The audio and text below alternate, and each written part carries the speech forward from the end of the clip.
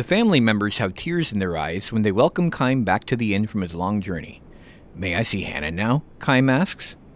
The innkeeper gives him a nod and says, "I don't think she'll know who you are, though. She hasn't opened her eyes since last night. It's such a shame. I know you made a special point to come here for her." "Never mind. It's fine," Kaim says. He has been present at innumerable deaths, and his experience has taught him much. Death takes away the power of speech first, then the ability to see. What remains alive to the very end, however, is the power to hear. Even though the person has lost consciousness, it is by no means unusual for the voices of the family to bring forth smiles or tears. The innkeeper says, "I wish I could urge you to rest up from your travels before you see her, but..." Kaim interrupts his apologies. "Of course, I'll see her right away." There's little time left. Hanna, the only daughter of the innkeeper and his wife, will probably breathe her last before the sun comes up. Hanna was frail from birth. Far from enjoying the opportunity to travel, she rarely left the town or even the neighborhood in which she was born and raised. This child probably won't live to adulthood, the doctor told her parents. The gods had dealt this tiny girl an all too sad destiny.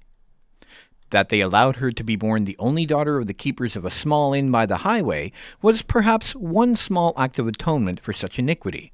Hanna wasn't able to go anywhere, but the guests who stayed at her parents' inn would tell her stories of the countries and towns and landscapes and people that she would never know. Whenever new guests arrived at the inn, Hanna would ask them, "Where are you from? Where are you going? Can you tell me a story?" She would sit and listen to their stories with sparkling eyes. When they left the inn, she would beg them, "Please come back and tell me lots of stories about faraway countries." She would stand there waving until the person disappeared far down the highway, give one lonely sigh, and go back to bed. Kaim lowers his pack to the floor and quietly opens the door to Hanna's room. No one else is in the room, perhaps an indication that she has long since passed the stage when the doctors can do anything for her. Kaim sits down in the chair next to the bed and says with a smile, "Hello, Hanna. I'm back." She doesn't respond. Her little chest, still without the swelling of a grown woman, rises and falls almost imperceptibly. "I went across the ocean this time," he tells her. "The ocean on the side where the sun comes up. I took a boat from the harbor, far beyond the mountains you can see from this window.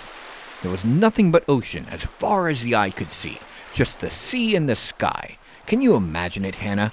You've never seen the ocean, but I'm sure people have told you about it. It's like a huge, big, endless puddle." Kaim chuckles to himself, and it seems to him that Hanna's pale white cheek moves slightly. She can hear him. Even if she cannot speak or see, her ears are still alive. As always with Hanna, Kaim smiles with a special gentleness he has never shown anyone else. He tells her about the blue ocean, about the blue sky. He says nothing about the violent sea battle that stained the ocean red. He never tells her about those things. Hanna was still a tiny girl when Kaim first visited the inn. At the time, he was returning from a battle. More precisely, he had ended one battle and was on his way to the next. His life consisted of traveling from one battlefield to another, and nothing about that has changed to this day. He has taken the lives of countless enemy troops and witnessed the deaths of countless comrades on the battlefield.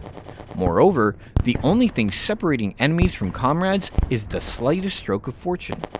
Had the gears of destiny turned in a slightly different way, his enemies would have been comrades, and his comrades enemies.